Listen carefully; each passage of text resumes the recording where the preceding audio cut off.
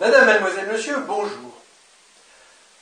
Je vais vous présenter dans un instant une vidéo que j'ai tournée cet après-midi au Jardin Vauban à Lille. Je souhaite vous dire que ce document est très important. Toutefois, j'ai fait un lapsus au début. J'ai dit que le courriel que j'ai reçu du policier des renseignements généraux date du 17 décembre 2018. On comprend plus tard en écoutant la vidéo que je me suis trompé, mais je préfère rectifier dès maintenant. Il s'agit d'un courriel qui datait du 17 décembre 2012.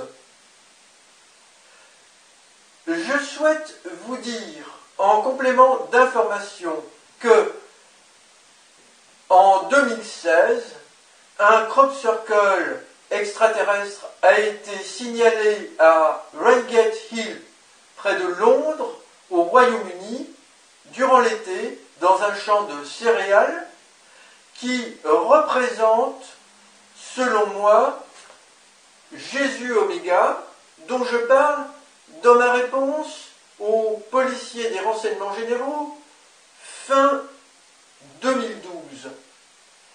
Donc, il y a une cohérence qui se dégage dans les messages de ces extraterrestres, une cohérence que je connaissais depuis 2008 et que j'ai rapportée à nos services étatiques sans relâche depuis 2008.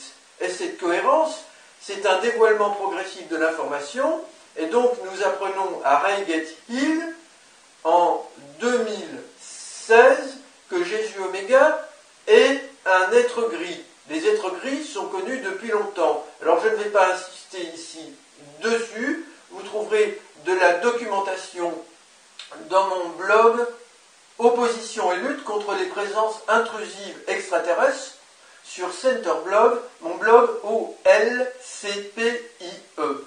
Je souhaite terminer en informant que j'ai communiqué très récemment des informations sur ces menaces extraterrestres à un serviteur important de l'État français que vous avez parfois l'occasion d'entendre à la radio ou à la télévision.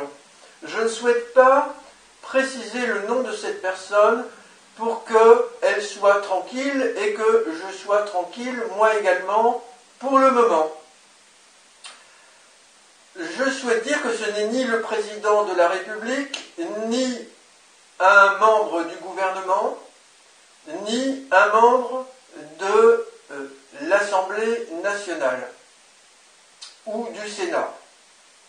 Enfin, je souhaite dire que cette vidéo contient des informations à laquelle vous avez tous droit depuis longtemps et je vais rompre exceptionnellement mon vœu de ne plus publier d'informations sur ma chaîne Jean-Charles Bourquin. Donc vous trouverez cette vidéo en double sur ma chaîne Jean-Charles Bourquin. J'invite les personnes qui consultent régulièrement ma chaîne Jean-Charles Bourquin à se rendre pour connaître mes dernières publications et mes prochaines publications sur ma chaîne Alien Crop Circles Crushing Channel, sur YouTube également. Je souhaite dire que les personnes qui mettent sans arrêt des pouces en bas ont une grave responsabilité et je pense que dans quelques années, comme on dit familièrement, ils s'en mordront les doigts, dont le pouce. Madame, mademoiselle, monsieur, je vous souhaite une bonne écoute et je vous remercie de bien vouloir faire partager ce document. Madame, mademoiselle, monsieur, bonjour. C'est aujourd'hui le 14 mai 2018. Je souhaite lire pour vous un courriel que j'ai reçu d'un policier des services de renseignement français le 17 décembre 2018. Je vais couper un petit morceau de ce courriel parce qu'il correspond à des éléments personnels qui m'ont été communiqués. Normalement, je n'ai pas le droit de transmettre, selon la loi française, une correspondance privée. Je vais bien entendu ne rien dire concernant l'identité de cette personne, des renseignements, des services de l'État français, que j'ai rencontré en 2010 à la demande de Nicolas Sarkozy, que j'avais renseigné sur les intrusions extraterrestres. Et le président de la République française avait souhaité que des policiers des renseignements généraux me rencontrent pour converser ensemble sur ces questions. Voici ce courriel. Lundi 17 décembre 2012, 11h30. De, je ne dis pas le nom, à Jean-Charles Bourquin. Bonjour Monsieur Bourquin, je me permets de vous recontacter un peu tardivement, je coupe à cet endroit et je continue. Au sujet de la date fatidique du 21 décembre 2012, je pense qu'il n'est pas nécessaire que je vous parle de mes inquiétudes car vous devez avoir les mêmes. Nos institutions supérieures prennent les prédictions très au sérieux. De votre côté, avez-vous eu des consignes précises ou des indications sur les conséquences qu'il y aura pour notre monde terrestre? Avez-vous l'intention de vous rendre à Bugarache? Bien cordialement. Voilà, ce courriel se termine comme cela et je souhaite vous lire très rapidement ma réponse. Bonjour, je cite le nom de la personne.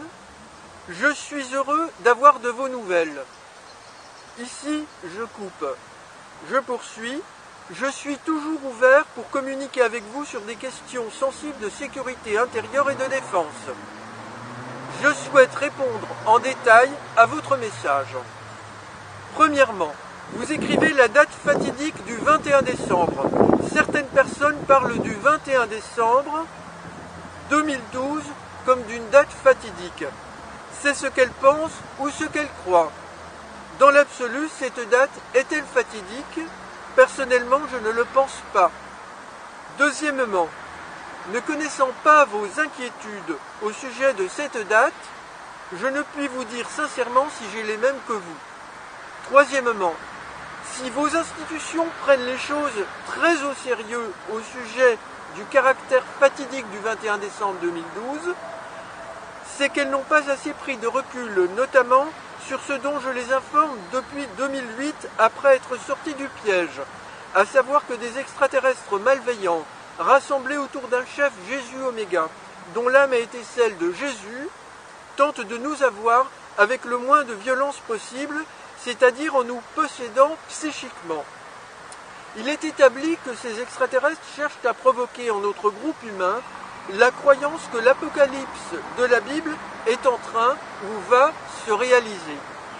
Ce groupe profite en même temps du calendrier Maya qui parle de changement profond mais pas de fin du monde. Il y a donc un mauvais amalgame entre ce calendrier Maya qui est intéressant du point de vue de l'éveil collectif et l'apocalypse de la Bible qui est un piège tendu à l'humanité au service des extraterrestres malveillants. Je rappelle que Jésus a trahi Dieu et la vie pour le compte de la clique qui nous menace. La possession fonctionne seulement si on adhère à Jésus, à la Bible, l'Apocalypse en particulier, au christianisme, à ces extraterrestres auteurs de crop circles et de manifestations ovnis, rappelant les messages de Jésus, aux entités dans l'astral qui représentent ces extraterrestres, etc. Si vos institutions avaient eu le courage de travailler avec moi après 2008, elles auraient beaucoup mieux avancé dans ce travail de libération des consciences. Je rappelle qu'en présence de toute personne, je suis en mesure par exemple de canaliser un message de la Terre Gaïa les yeux fermés en me laissant guider au-dessus d'un texte. Il est impossible de tricher. La Terre peut, par exemple, prévoir des événements. Les témoins de la canalisation peuvent les constater. Cela peut aider à me faire ne serait-ce qu'un peu confiance, chacun devant faire acte de discernement. Ainsi, je connais une prophétie qui me semble importante, c'est celle qui me concerne dans les Védas. Tout n'est pas bon dedans. La vision de l'époque est altérée. On peut parler d'une clarification collective, je l'espère sans drame ou avec très peu de drame. Je pense que ce sera douloureux. Troisièmement, je ne reçois aucune consigne, je ne suis assujetti à personne. Éventuellement, la terre ou Dieu m'informe, si elle le souhaite, d'un danger imminent.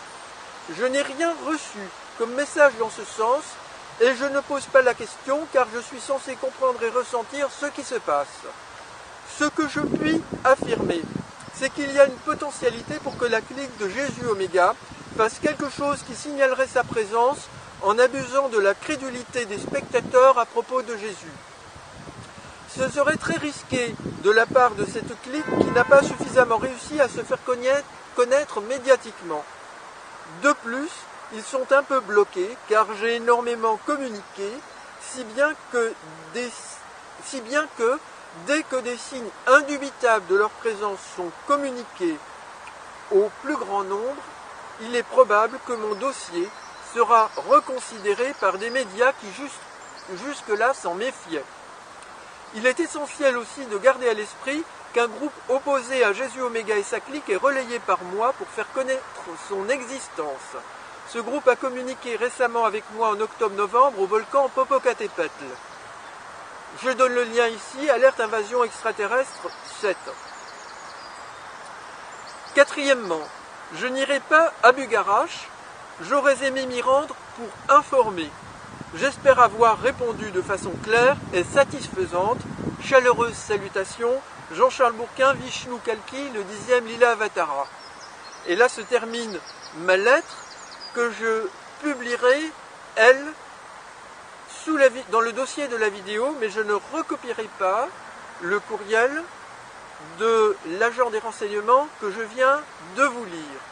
Je transmettrai cette vidéo, si je peux toujours le faire, à l'adresse courriel de cette personne, pour l'en informer.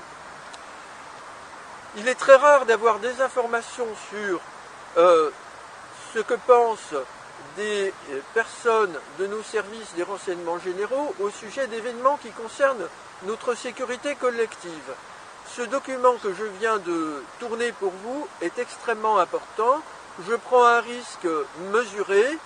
Les manquements de l'État quant à nous informer publiquement de certaines choses, notamment les invasions extraterrestres, sont tellement graves que ce que je viens de faire est, je dirais, d'une moindre importance, d'une moindre gravité. Je vous encourage très vivement à transmettre ce document. Madame, mademoiselle, monsieur, je vous remercie pour votre attention.